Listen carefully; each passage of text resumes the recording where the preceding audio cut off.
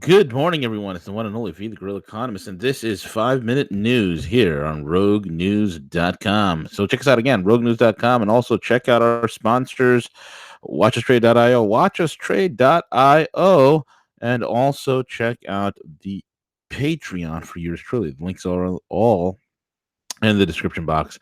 With that being said, folks, let's get into it. Well, it just came out that the Malaysian Prime Minister has come out and said that the Russians did not. And you guys probably, forgot about this, but this is a little nail in the coffin. People that listen to this show already know this, but the Russians did not shoot down MH17. The Malaysia Airlines flight MH17 says Russian, when he says Malaysian Prime Minister, and the U.S. allies have a lot to answer for. That's pretty interesting. MH17, if you don't remember, guys, that was the Malaysian Airlines flight that went down over Ukraine a few years ago.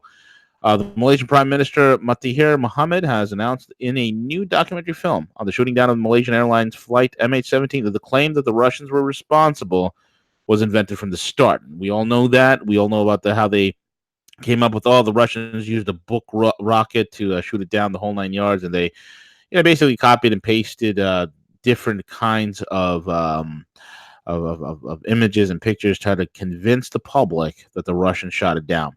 He emphasized that the Malaysian officials have been stopped from reviewing the evidence, of course, and 43 Malaysian nationals were among the 298 passengers and crew who were killed on board the aircraft on July 17th, 2014. One of them was Puan Sri Siti Amira, 83, step grandmother of Najib Razak, who was the Malaysian prime minister when the aircraft was struck by a ground-fired missile. You also know that there were satellite imagery that the Russians put out showing a Ukrainian Ukrainian either a MiG-29 or an Su-25. I think it was a MiG-29 that was within the vicinity, within a couple hundred feet of maybe a mile or two or something, a couple thousand feet next to the MH17 airplane right before it was shot down.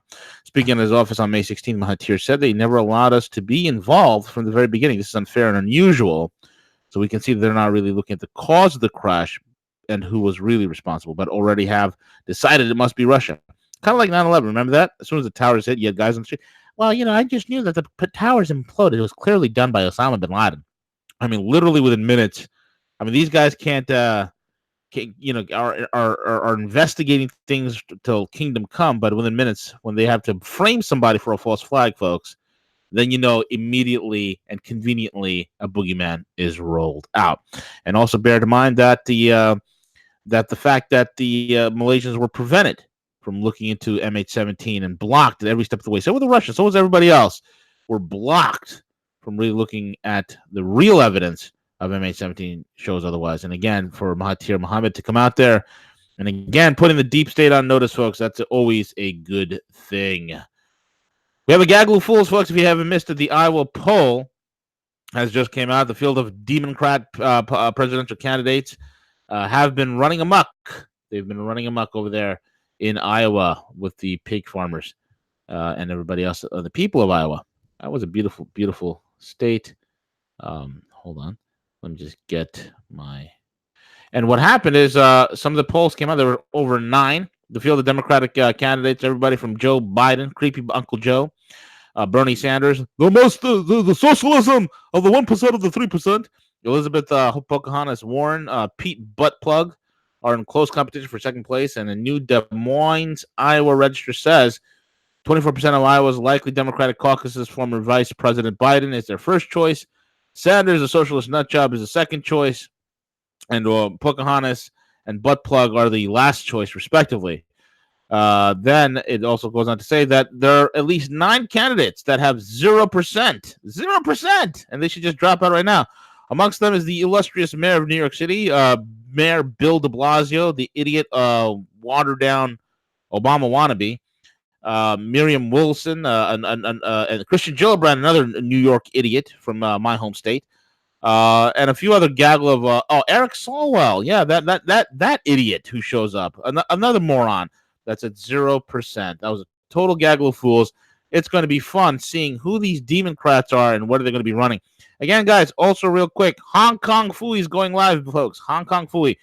Hong Kong vows to pursue extradition bill despite huge protests. If you haven't been watching, if you've been under a rock, well, Hong Kong's leader pledged to press ahead with Beijing-backed legislation easing extraditions to China, despite one of Hong Kong's largest protests since the former British colony's return more than 2 decades ago. Chief Executive Carrie Lam told Reuters and reporters on Monday that the government could see people are still concerned about the bill, which would allow Hong Kong to enter into one-time agreements which places such as mainland China and Taiwan to transfer criminal suspects. She said the legislation has previously been amended to protect human rights and said it was up to Hong Kong's elected legislative council to make further changes. Folks, it is a huge thing for Hong Kong. Hong Kong is trying to be as Western as possible.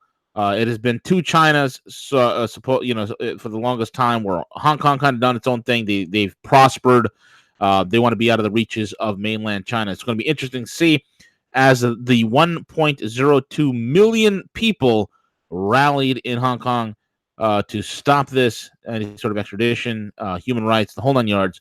Very interesting to say the least.